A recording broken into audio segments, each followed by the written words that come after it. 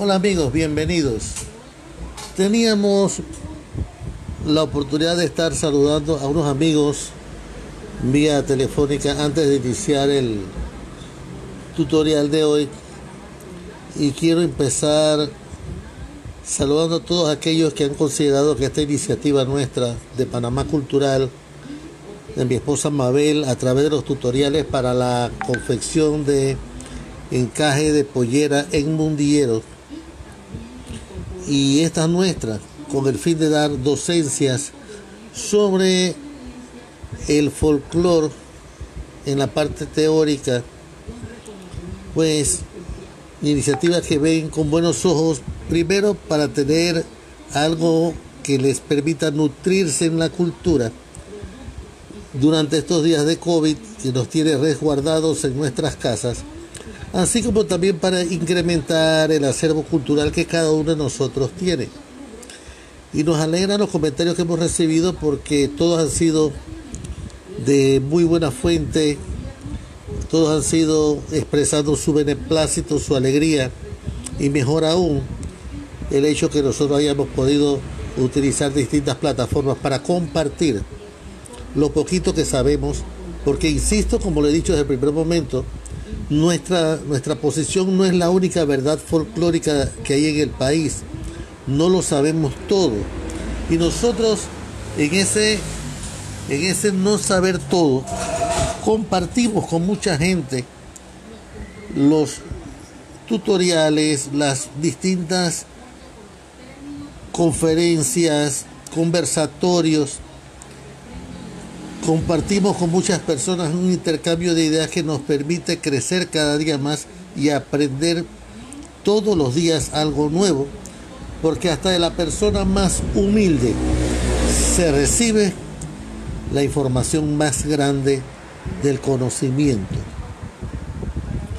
Desde ese punto de vista, simplemente podemos decir que queremos reiterar nuestro agradecimiento a todos aquellos que comparten con nosotros los tutoriales de artesanía que hace mi esposa Mabel, los tutoriales que iniciamos esta semana en cuanto a la teoría del folclore. Quiero compartirles una noticia que es de Panamá Cultural. Nosotros estamos cada día avanzando como organismo de gestión cultural, y eso nos ha permitido que alguien de la familia se haya ofrecido de manera muy espontánea para encargarse hacia el futuro en la programación y coordinación de esa escuela de folclore que a nivel privado, pero con fines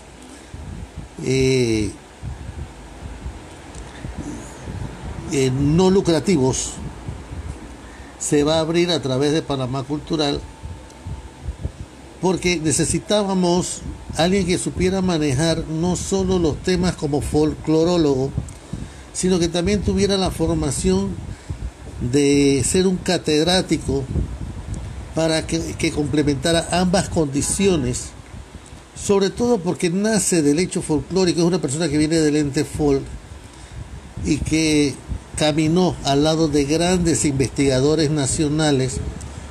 Es su heredero folclórico, si lo queremos llamar así, y hoy día sigue integrando, porque ha sido parte de Panamá Cultural desde hace muchos años, sigue integrando esta familia de Panamá Cultural. Así que me permito anunciar que desde el día de ayer el doctor Julio Arosemena es el coordinador de la docencia que hace Panamá Cultural y que va a proyectar Panamá Cultural a través de esa escuela de folclore que se está creando. Bienvenido, Julio, a las nuevas responsabilidades, porque ya tú eras parte de esta familia. Bien, como decíamos ayer, el folclore tuvo la participación de distintos grupos humanos. Los grupos originarios, que tuvieron un primer mestizaje, los negros, que llegaron en la corriente de aquellos piratas etíopes o aquellos fenicios que se desaparecieron del mar porque sus naves encallaron o se deshicieron en el istmo de Panamá y quedaron ellos varados acá en nuestro territorio.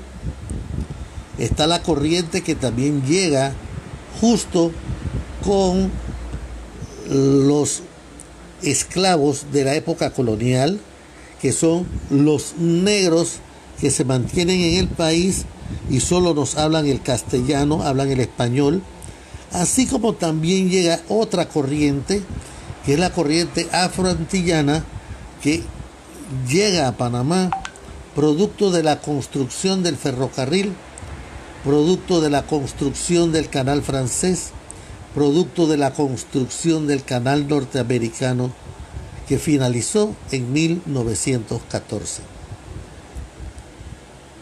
Esas tres etnias principales se mezclan entre sí, se unen entre sí, y poco a poco, con los aportes que cada cual va haciendo, desarrolla en unas áreas más, en unas áreas menos, algún nivel de ascendencia sobre la práctica de las tradiciones y las costumbres, y esa tradición, esa costumbre que se va repitiendo año tras año por 75, 100 años o más, pasa el proceso de folclorización y se convierte en hechos folclóricos de nuestro Panamá. El tema del mestizaje se tocará posteriormente. Ya hablamos de qué es el folclore. Hemos hablado de los grupos humanos que intervienen para darle forma al folclore panameño. Pero tenemos que hablar también cómo se divide ese folclore. Tenemos posiciones internacionales donde nos hablan de folclore aplicado, folclore espiritual, expresiones que recogen el sentir o la manera en que autores internacionales explican lo que, según su criterio, según su línea de pensamiento, corresponde a ese folclore que ellos estudian. Respetamos esas posiciones porque, como estudioso del derecho, a mí me toca estudiar leyes de Estados Unidos, leyes de España, leyes de Colombia, y eso le llamamos derecho comparado. Así que a estas fórmulas que autores internacionales establecen para dividir nuestro folclore o el de ellos, o en general al folclore, llamémosle también el folclore comparado. Es decir, podemos comparar la manera en que lo trabajan ellos con la manera en que lo trabajamos aquí en Panamá. Los que seguimos la línea zaratista, seguimos manejándonos con 6 aspectos generales. Panamá Cultural trabaja el folclore en Panamá, investiga el folclore en Panamá, clasificándolo precisamente en esos 6 campos o divisiones que mantienen desde su inicio la línea zaratista, que fue manejada por Manuel Zárate, Dora Zárate, y hoy día es encabezada esa corriente por el doctor Julio Arosemena. Así hablamos por explicar las 6 áreas del folclore poético, hablamos del folclore lingüístico, hablamos del folclore narrativo, hablamos del folclore mágico religioso, hablamos del folclore ergológico y hablamos del folclore social. ¿En qué consiste? Hablemos del folclore poético. El folclore poético está dirigido hacia 2 corrientes o 2 áreas en particular. El folclore poético dedicado al adulto, el folclore poético dedicado al área infantil. El folclore poético como rama del estudio del folclore en general comprende las adivinanzas. Agua pasó por aquí, cate que no la vi. Comprende los refranes. A caballo regalado no se le ve colmillo. Comprende los romances, las notas de héroes o historias donde se ensalza o se enaltece héroes populares. El cancionero popular, que como ya dijimos está dividido a la vez en dos áreas. El del adulto, en donde usted va a encontrar la composición de la décima, ya sea la décima folk o la décima espinela. La va a encontrar ambas. Y allí dentro de estas décimas va a haber, a su vez, que estas composiciones son de orden lírico, amoroso, religiosos, pícaras, de argumento, históricas, geográficas, mitológicas o inclusive jocosas o de chacotería. En la saloma,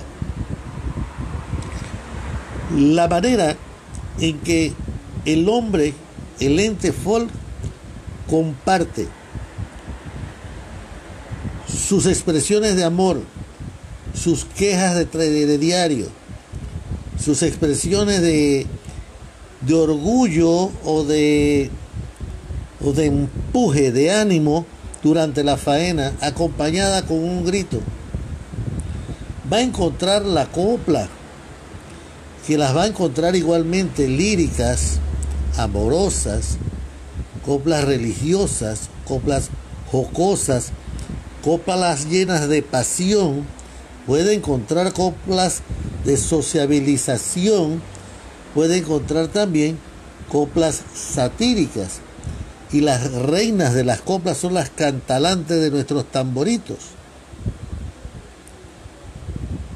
Va a encontrar pregones.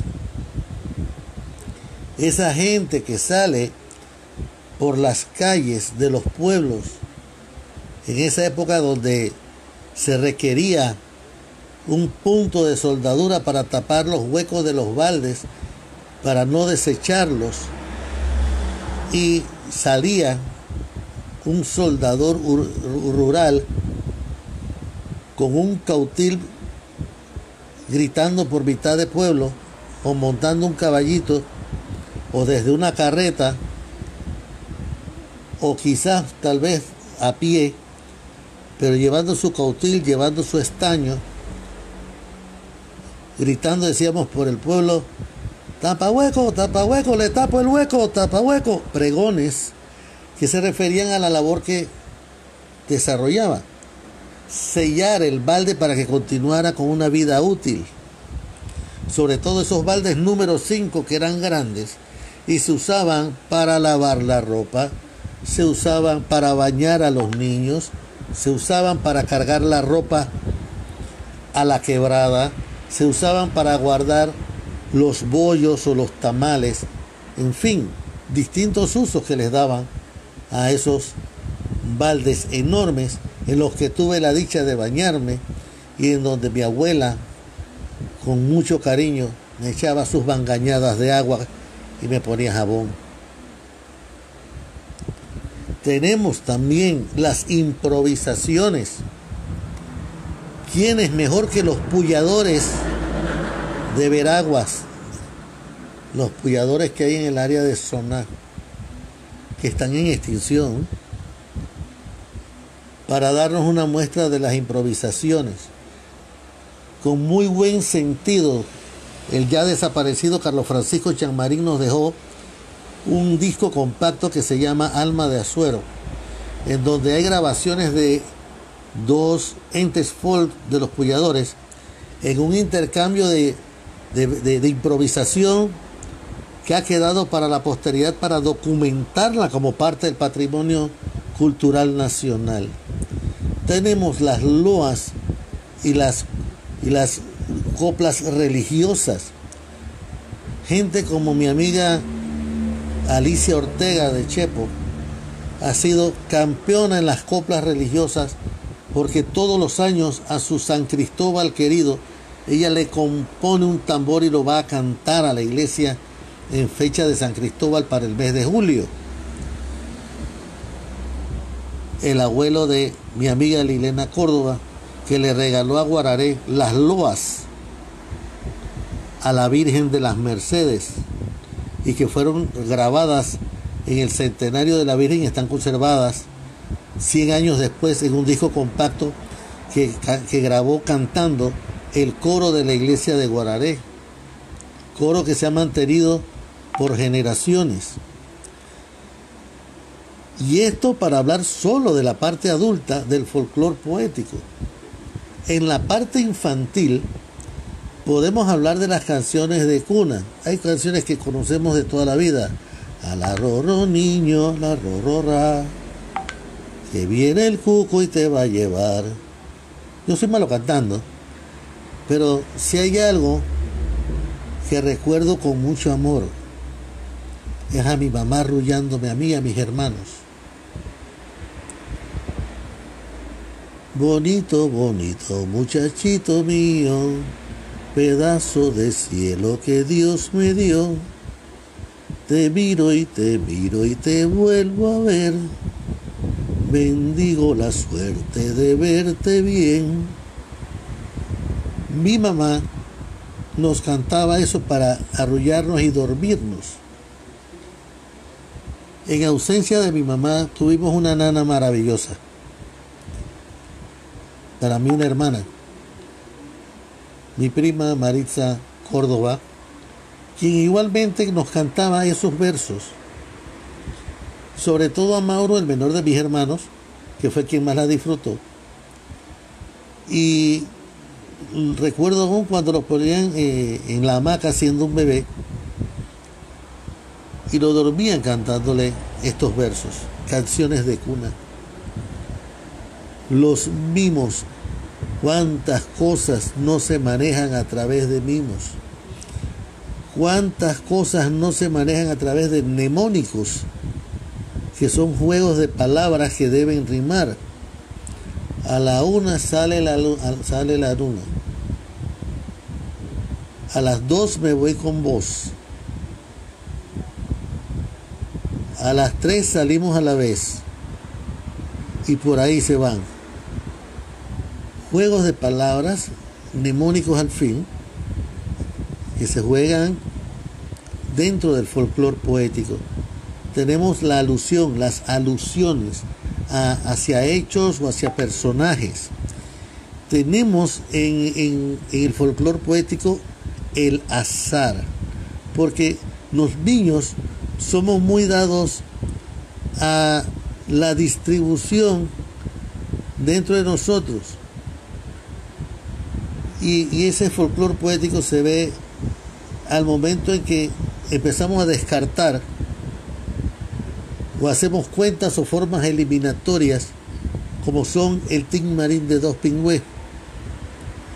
Tenemos los engaños,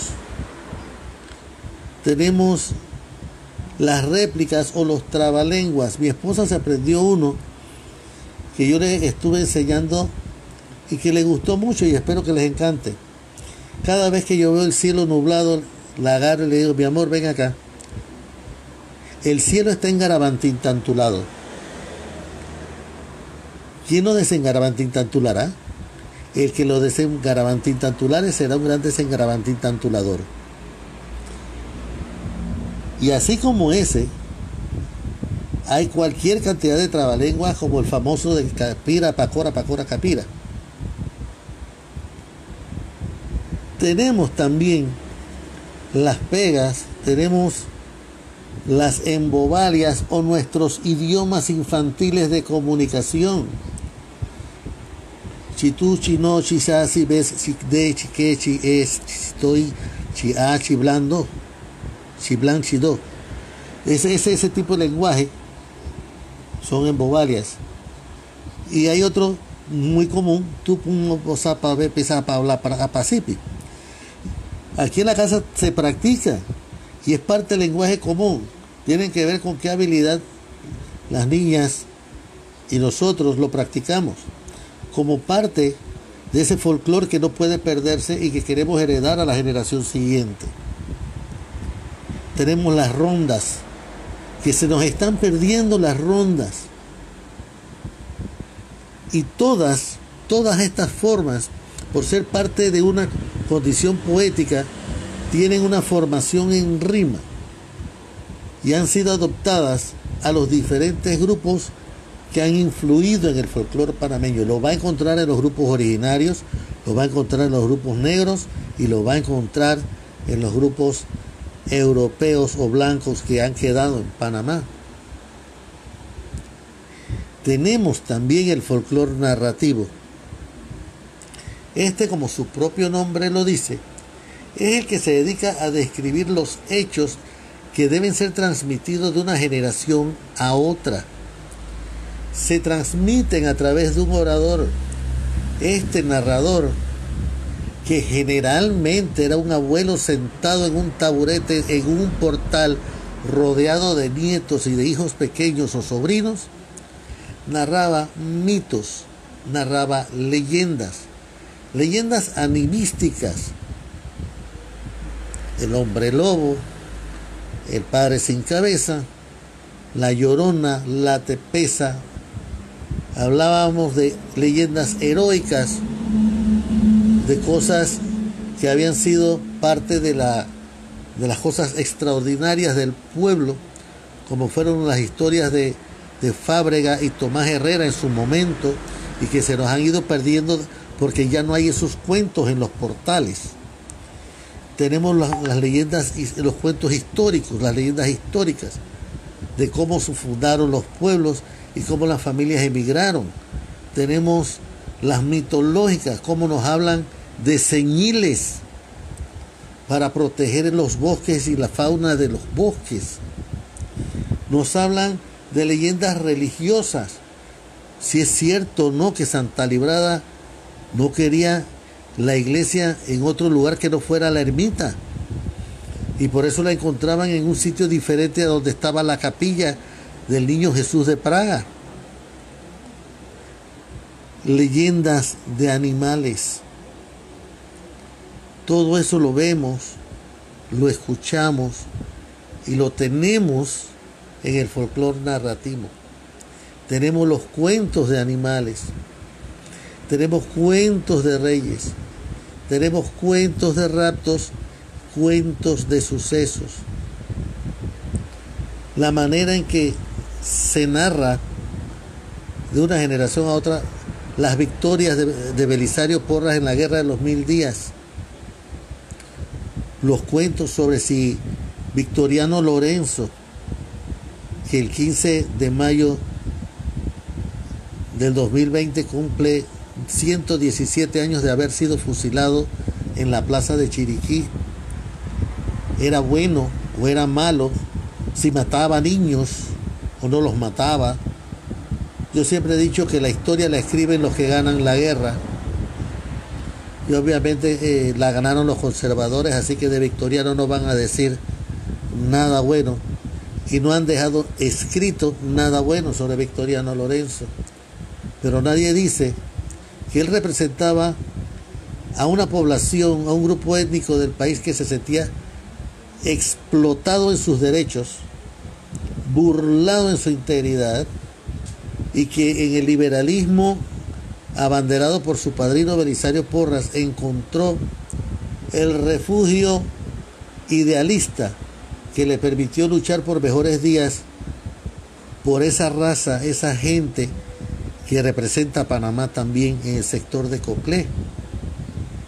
Eso no se dice en los libros de historia. Podemos hablar en el folclore narrativo de casos cuando se producen eventos que merecen discutirse o comentarse, en familia o en comunidad o en pequeños grupos comunitarios. Tenemos los chistes que se producen también por la inventiva humana o como la descripción de algunos eventos jocosos que ocurran en la comunidad. Como hablar, por ejemplo, de esa gente que toma un bus porque van para Chitré y cuando observan el bus los está dejando en la villa porque estaba cerrando ruta y no iniciando ruta. Y tiene que ser transbordo y el cuento, la risa, es por el error al abordar el bus. Obviamente que la gente le pone sal y pimienta. Podemos ver también cómo se conversa o se comenta sobre actos de la vida humana, para bien o para mal. ¿Supiste? Fulanita se fue por la ventana. No le hizo caso ni al papá ni a la mamá. Dios santo, está la mamá que parece una Magdalena llorando a la hija porque la hija se le fue y el muchacho sepa Dios qué vida le estará dando. Dios libre. Ese muchacho siempre ha sido Aragán, no es nada que sirva, no es cosita de comer. Y a ese fue el que le prestó atención la muchacha. Tú puedes creerlo. Tan buena chiquilla que iba bien a estudiar. Y por ahí nos vamos en esa discusión de casos que al final conocemos como bochinches de pueblo. Pero se dan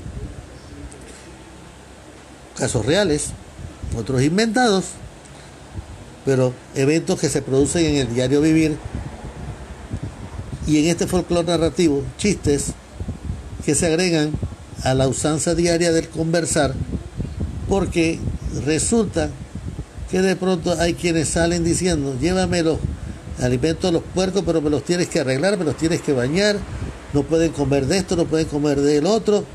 Y al final la respuesta fue: bueno, dale pues, me los tienes listos a las 4 que te los voy a llevar al McDonald's. Porque ya no sabían qué darle de comer. Había que tenerlos preparados y arreglados como si fueran para fiesta. Y ese es un chiste que con toda su sal y su pimienta nace en Monagrillo, Chitré. La gente que lo ha escuchado sabe quiénes son los personajes y de qué manera está conversado, está narrado este chiste de la vida real. Hablemos ahora del folclore lingüístico. Este es el que se dedica al análisis de todas aquellas expresiones que son de uso cotidiano dentro del ente folk. Y es allí donde encontramos los viejos usos gramaticales, encontramos los toponímicos, encontramos el vocabulario regional, encontramos los pregones, encontramos los apodos y encontramos la mímica, que son propias de la comunicación que desarrollamos con nuestros semejantes en los distintos pueblos del interior. Aparecen aquí las deformaciones que sufre el español fonético y el español morfológico.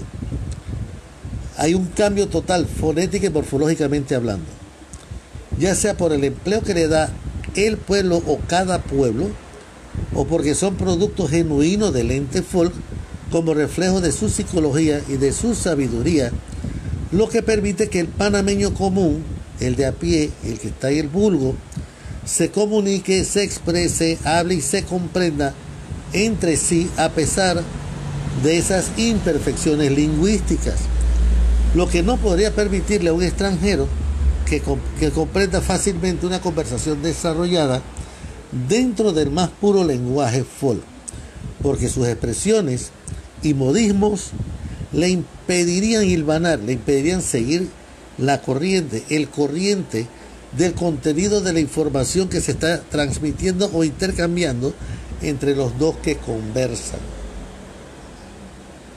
Hablemos un ejemplo de esto. Si hay pueblos que tienen un alto índice de apodos o sobrenombres, esos están en el área de Azuero. Usted llega a Monagrillo, llega a Guararé, llega a La Palma en las Tablas.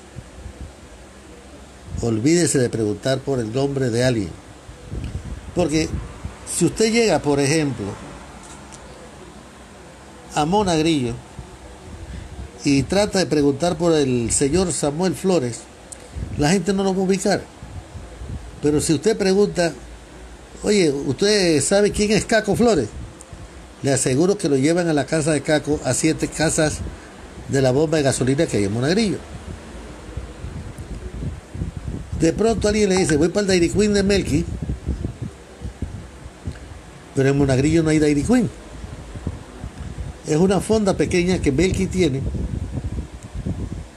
en donde vende empanadas de las más buenas, empanadas de maíz, y donde la combinación de los ingredientes de la receta también le incluye miel de caña, lo que le da un sabor muy propio al producto.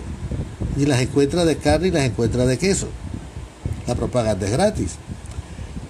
Pero lo importante es que primero el nombre de Melqui no es Melqui. Y el Dairy Queen, que es el uso popular que se le da a un sitio empleando el nombre de un comercio de franquicia, tampoco le corresponde a lo que es. Ni hablar de La Palma. Usted entra a La Palma y pregunte por Pata y lo ubican inmediatamente. Si usted quiere saber de el mejor trompetista que ha tenido la calle abajo de La Palma en las murgas de carnaval, usted entra y pregunte por Chiquitín. No pregunte de otra forma. Si usted quiere de pronto llegar a algún lugar en particular, usted tiene que pensar primero en apodos. Oye, el hijo de fulano que le decían no sé qué. Un ejemplo en la familia. Por generaciones se usó el sistema de correo más completo que ha habido en el interior del país para el envío de pasajeros, incluyendo niños, dineros, cartas y mercancías sin que se perdiera una sola vez lo encargado. Y cuando usted preguntaba por quién daba el servicio, la gente le decía, vaya donde Pellín, que él tiene la chivona, y él le hace el mandado. Y la chiva de mi tío Pellín Ballesteros está dentro de esas historias del pueblo, porque marcó pautas trasladando gente por muchos años y nunca perdió primero el mote de la chivona, el transporte, y el apodo de mi tío, la chivona de Pellín, para identificarlo de otras chivas que también ofrecían un servicio similar y que se trasladaban también hacia Panamá. Si hablamos de los toponímicos, usted quiere ir a San José, perfecto, pero San José no se llamaba así. La gente conocía más a San José como el área del Quemao. Y si va hacia Santo Domingo con el permiso de los amigos de Santo Domingo, todos conocíamos La Teta, que recibía el nombre por el cerro que le adorna la entrada. Asimismo, hay otras comunidades que tienen ese mismo tipo de toponímicos, porque cuando se estaba construyendo el canal de Panamá, había un poblado que iba a quedar sumergido bajo el agua y se llamaba Paja. Esa comunidad fue trasladada hacia un sitio que hoy queda ubicado a 2 kilómetros de Chame Cabecera y se constituyó posteriormente en corregimiento, pero la parte que es el poblado no se podía ni se quería reiterarle el nombre de Paja, pensando en el gentilicio. Así que el nombre que recibió fue Nueva Gorgona y hoy lo conocemos como Gorgona. Así como tenemos muchos otros lugares que recibieron nombres por sus características muy especiales. Hablar del vocabulario regional o la forma en que se expresa la fonética y la morfología de cada pueblo es todo un espectáculo, porque nosotros en la palma de las tablas, en alguna manera, cuando hablamos musicalizamos, y al hablar musicalizado nosotros también tenemos un problema y es que hablamos mucho con la R. Yo no sé si ustedes lo han visto antes, pero hablamos así medio zumbado. Y esa es la palma de las tablas. Tanto que hay un chiste de un muchacho que visitó a la novia y decía en una tienda esperando a la novia: señora, me da un pan de dulce y una Marta. Si no hay Marta, me da una Percy. Y después de cobrarse el pan de dulce, me da el huerto, por favor. Así es nuestra manera. Mis hijas se ríen de las maneras en que ahora mi esposa y yo estamos hablando. Hablamos muy full. Hemos adoptado costumbrismos de Guararé y de Monagrillo, donde se cortan palabras, se cortan expresiones o se cambian parte de la morfología de la expresión del vocablo. Y de pronto tenemos que identificar colores. Y me dice mi esposa: ¿tienes el bedroom? Ahí en el frasco verde te lo tenés, en el verde. Y ese tipo de expresiones cortadas morfológicamente es lo que estudia el folclore lingüístico. Somos especialistas en inventar verbos. Cuando llegó el WhatsApp a los celulares, no podíamos dejarlo por fuera. Yo whatsappeo, tú whatsappeas, él whatsappea, vosotros whatsappeáis, ellos whatsappean, porque lo conjugan todo. Y hagan la conjugación completa y les sale, porque nosotros nos especializamos en eso. ¿Qué estás haciendo? Estoy whatsappeando. ¿Qué estás haciendo? Estoy chateando. ¿No estás escribiendo un mensaje? Sí, pues, pero estoy chateando. ¿Y estás whatsappeando con quién?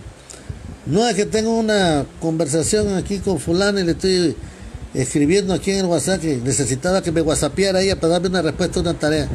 Inventamos verbos y los acoplamos, los amoldamos, los ajustamos a nuestro vocabulario diario, como ocurrió mucho en la época que estaban los norteamericanos distribuidos en todo el país, donde cada quien interpretaba y le buscaba un significado de provecho personal al vocablo que escuchara. Cuando salió el OK y estaban dos personas trabajando en el campo y eran las 4 de la tarde y le dice: bueno, OK, fulano. Y el fulano recogió el machete y empezó a limpiarlo y lo guardó. Oye, ¿qué estáis haciendo? Usted me dijo OK es que terminamos. No, OK es que si venís mañana. Es decir, lo ajustamos a lo que nos interesa decir.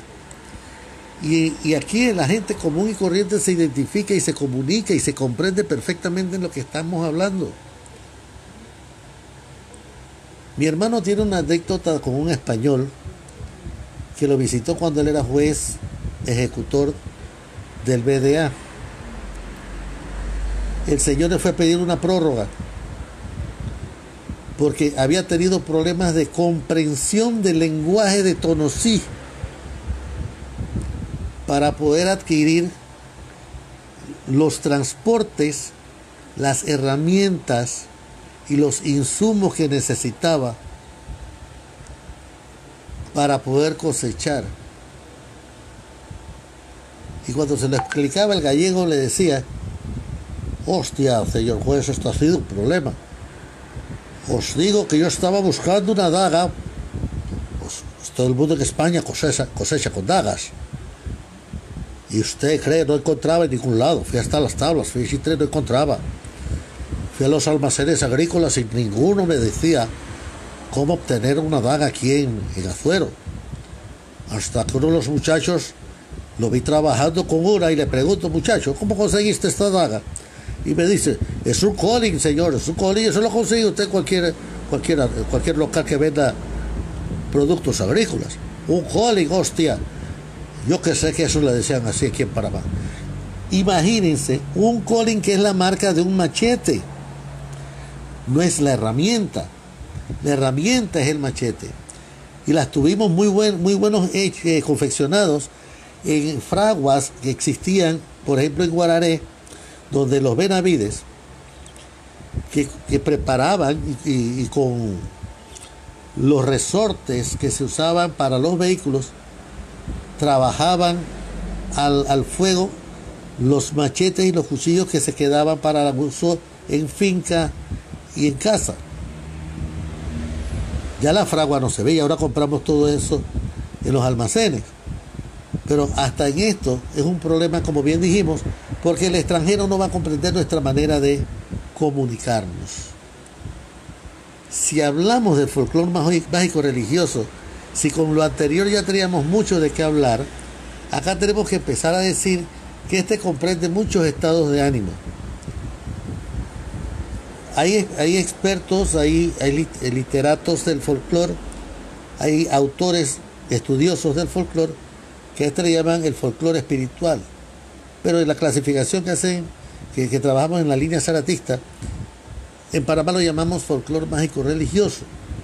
Y aquí estamos hablando de los estados de ánimo, estamos hablando de la espiritualidad, estamos hablando del temor a lo desconocido, como cuando estamos de pronto en la casa y se oye un relámpago fuerte y se va la luz y empieza la gente, sus alabados, a santiguarse y a asustarse porque no se sabe qué consecuencias tenga ese trueno o ese relámpago.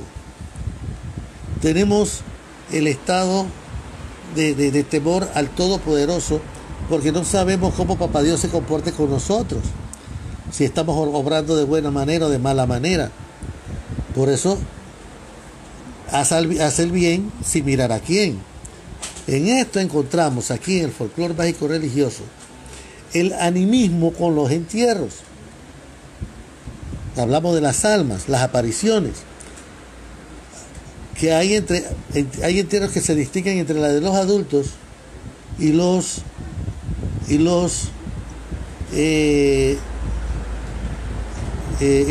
niños, porque hay una diferencia en ambos.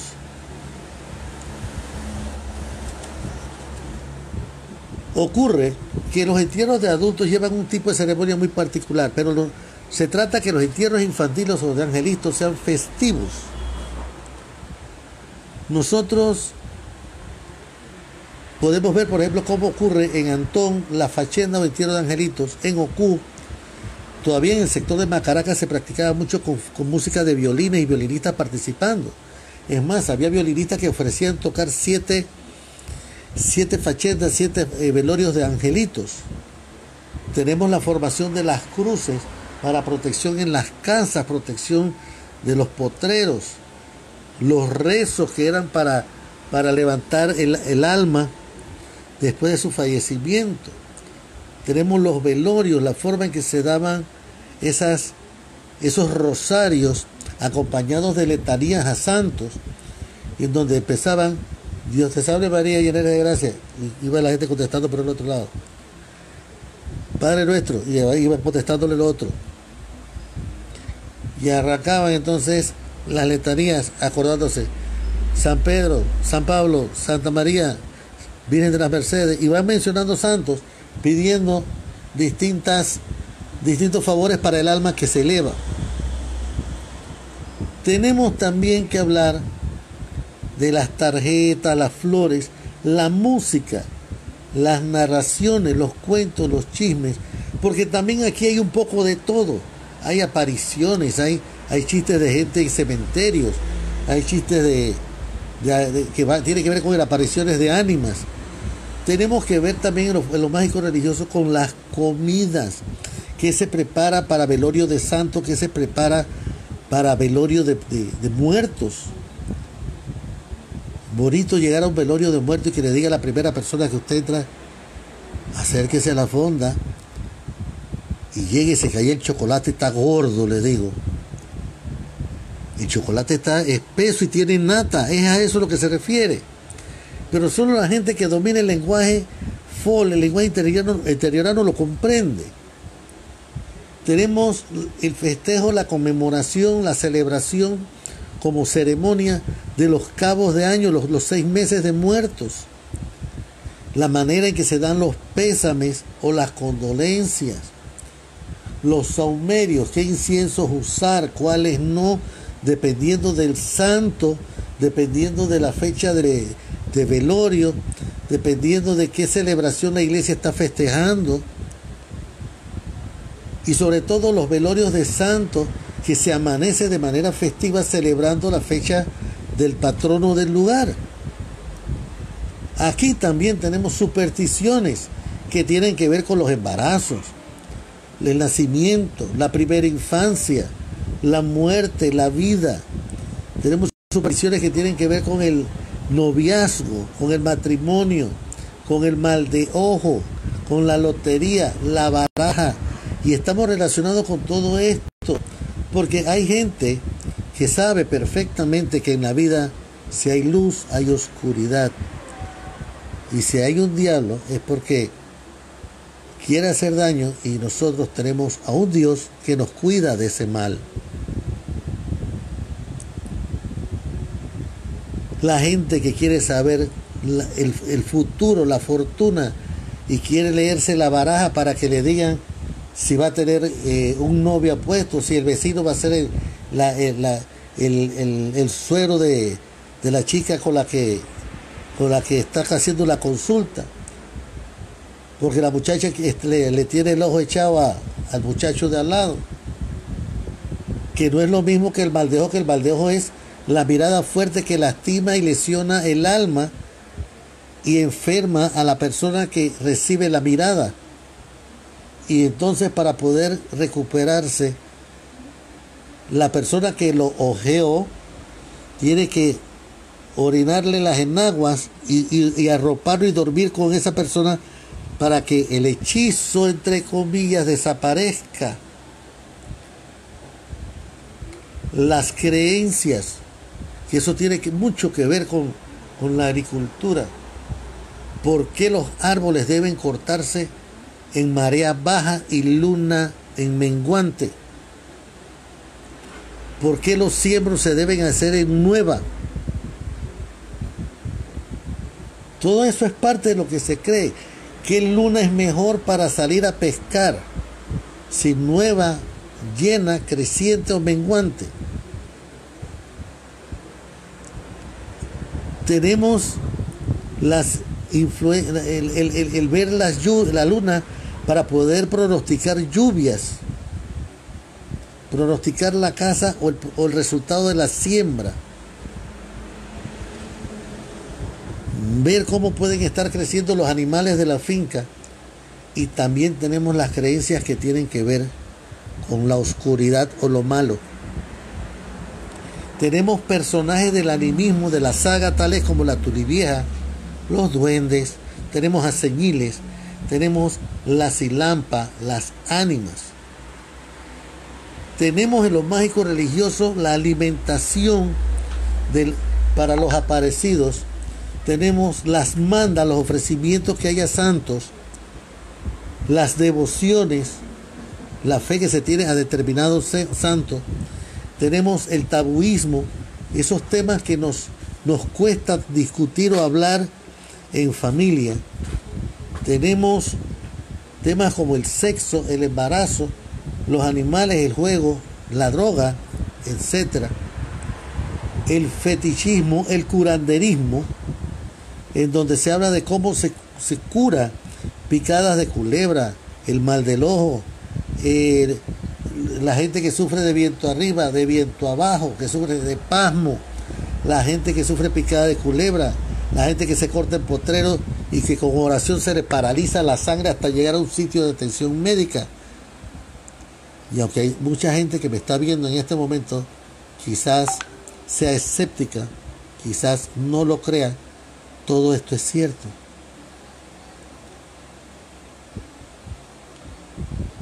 La gente que llama malos espíritus para hacer daño, la gente que practica la brujería para hacer el mal.